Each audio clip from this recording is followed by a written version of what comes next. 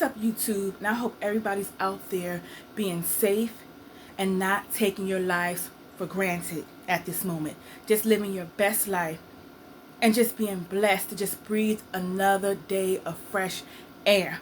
Whether that be in your house in quarantine or out there being essential employees working. Point blank period. Don't take your life for freaking granted. For those of you who know me, I go by the name of Random D. That's going to change shortly, okay? And for those of you who don't know me, thanks for tuning in. I've been doing videos on female products or whatever, Queen V and Honey Pots. So to my subscribers who have been watching, hello and welcome back. And to those of you who are new, hello. Anyway, I wanted to do a video on Married to Medicine, and it's not going to be like a review on episode 1 or episode 2 or episode 3, just a general review. I haven't been a big fan of the Married to Medicine franchise because I just don't like unnecessary drama. I don't like things that seem like it's scripted just to keep, it's scripted to the extreme to keep viewers in tune. When I see some bullshit or see some women just arguing and bickering about, oh, you stepped on my foot, or, you know, your man's got a little wee-wee and he's Asian, I just want to click and turn. That's stupidity to me. But what got me interested in this particular season is the Los Angeles Married to Medicine women or whatever was my girl Kendra. And she's the only one right now why I am interested, because of my predicament right now, situation that I am in right now. I am pregnant. And right now it's hard to find an obstetrician. And I don't think it was because of the quarantine or whatever. It has a lot to do with insurance. So I love my girl Kendra because she chooses. She can work and be anywhere with her accomplishments and her credentials or whatever, and her PhDs or whatever. She could be anywhere, working anywhere, but she chooses to stay in an urban type of setting.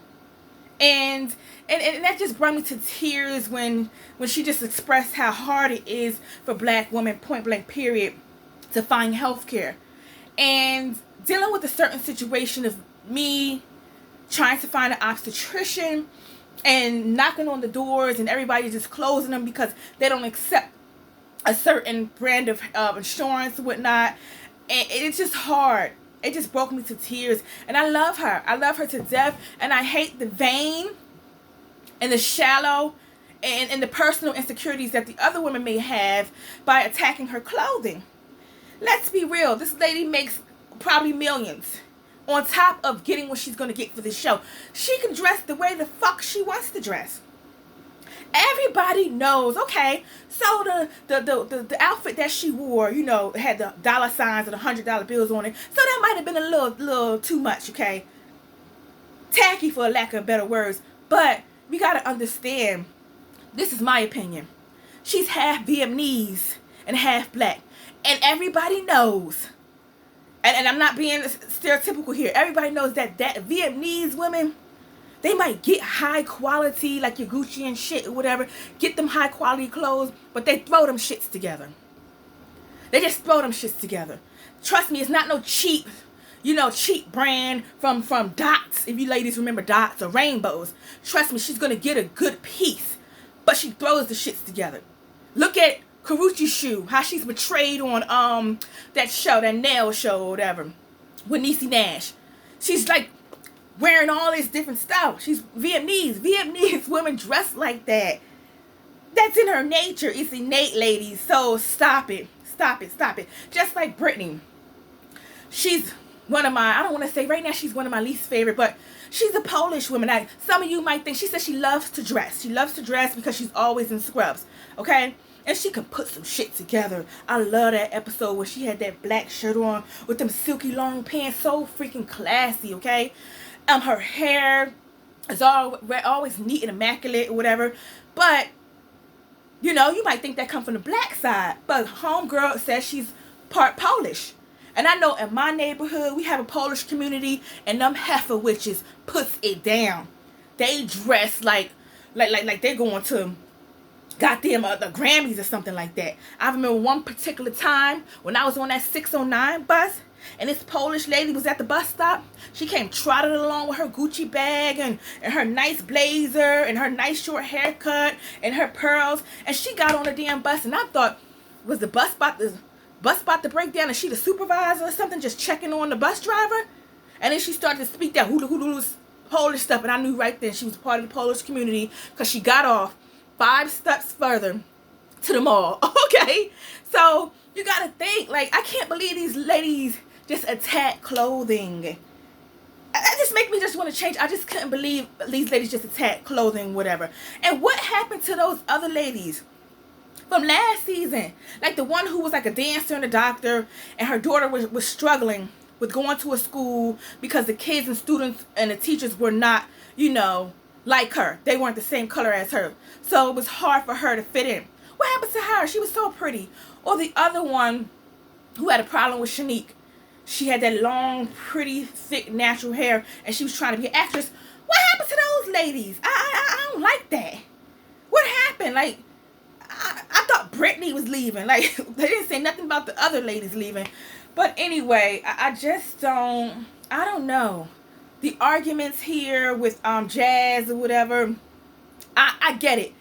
If Imani would have said that my husband has a drug dealer house, I would have been offended too. And they all would have been offended. But you apologize, and you're a mature, educated woman. You just let that shit go, don't you? I don't know. Maybe they got to keep going on for the storyline. I just don't know. What I'm going to say is, I do not like the fact that every time there's an argument brewing, Imani, or I don't know if Dr. Brittany said it, Imani always has to say, throw shade and say, the other women, they're just at home doing nothing while we're out here working. They have nothing better to do. I was, to my understanding, I thought Shanique, even though she's my least favorite, I thought she had a job. It pisses me off that just because the other women are not doctors, it's like their jobs at McDonald's compared to what Imani and everyone else has. I don't like that, saying that basically they're not doing nothing with themselves. Like they're just sitting at home not doing nothing. Just because they're not doctors, okay, or just because you're a doctor doesn't make you superior to anyone else. And I don't like when Imani does stuff like that. I don't like, because that's throwing shade on me. Because I'm a paraprofessional, you a doctor, you're better than me. Like, that's kind of sneak dissing a little bit, okay? And I caught you. I caught it, B.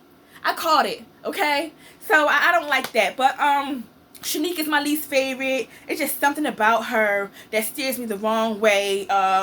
She is a shit starter, and I don't know if she's not aware of it. I just don't know. Something about her I don't like. But I give them all credit for being black, amazing, biracial, whatever, women who are out on the prowl, working, okay, uplifting their community somewhat, okay. I give them credit for that. But excuse me, I don't know. I just feel like Kendra is my favorite. She's beautiful. She's thickums. Okay, and I thought that, I could have sworn, correct me if I'm wrong, when she first came, when Dr. Heavenly said something about her man's penis or whatever, in the interview, didn't she say, I thought she said she was Cuban. I didn't know she said she was Vietnamese and black. I thought that she said she was Cuban and something else is something else. So I'm confused. Maybe I gotta rewind and see if I'm wrong and make that correction. But I swore she said that she was Cuban. Or did she go to Cuba and get her degree? I don't know. But I love her. She is real. And like I said before, I'm dealing with a situation right now where it's just hard. I found my obstetrician, thank God. But I don't know if it's because of the corona. But I've been waiting 3 months for an appointment. Like, my appointment is coming up June 19th. I've been waiting 3 months. Okay? And it's far. And it's a male obstetrician. I've never had a male before. This is my 4th baby. I've never. I've been on the phone, and I haven't had a baby in 9 years, but I've been on the phone, Googling, also on the internet, and just trying to find doctors. And I don't know what happened to all the women. They just disappeared in my area of New Jersey, because they're all men obstetricians. And I think it's because right now, like I said, no one's taking my insurance. And I remember when I had Medicaid with my first child, how those people treated me. It was so disgusting. It was a clinical type of place or whatever, with bums off the streets. Everybody was just jammed up in one setting or whatever. And there was no sympathy whatsoever for the patients. It was just in and out. My first pregnancy, my daughter had dilated kidneys. And I was concerned, didn't know what to do, so I called the nurse, and she cut me off and kind of gave me this nasty attitude. And when I addressed it, this little heifer witch said, "I'm sorry. You got to understand what we're dealing with. The mass of patients that we're dealing with are," this is what she used. This is what she used verbatim. She said, "a ghetto." And I just assumed that you were going to be like that too. People with Medicaid, I'm telling you, get treated like crap. And that's why I respect Kendra. And I don't want to cry right now. That's why I respect her. She's so beautiful. I just wish that people like her would just know that you're worth. You're more than just a reality star. Give that reality shit up. You do more than enough already. You don't need to do no more. Okay? You do more than enough already. You don't need to be all grand in the reality shows. You do more than enough. I wish she was my doctor. I wish it was someone, like how she embraced that patient or whatever. Oh my goodness. Like, I'm just like, I don't know. It's just hard right now. I don't know if this is the hormones, but it's just hard to find people who really care, doctors who really care, and who are going to treat you with the utmost respect in the urban settings when you have freaking Medicaid. Okay? I'm sorry. Just thinking about it. Like, I don't know. I don't know. But anyway, thanks for watching. Like I said, this is not me doing like the typical review, episode 1, 2, and 3. This was just because I was feeling a certain type of way. Okay? Recently got shut down from a decent doctor because of my insurance. And they didn't just say, "We're not taking your insurance." They said, "Sorry, we don't take your insurance." And in parentheses, it was Medicaid. And I felt like that was unnecessary to do that. Okay? But anyway, I was just getting my point out there. Stating my facts and my opinions or whatever. But to my ladies who are always tuning in, to my new subscribers, thank you so much. I will come back with some more Queen V products. I also uploaded, guys, a video on this homemade product I made with baking soda and coconut oil, whatnot, and a little bit of carnation flowers or whatever, and it helps with yeast infections. If you just want to just invest in healing your own self with your own products, all it takes is 3 ingredients and just trying some stuff out yourself, and you will love it, ladies. It helps with yeast infection, itch, smells, whatever. They're called Coochie Pops. Look at my videos, guys, and thank you for tuning in. Till next time, you've been watching your girl, and like I said, I was going to change it. I'm not going to do Random D no more. Latoya, okay? L to the A to the T-O-Y-A. As simple as that. Thank you.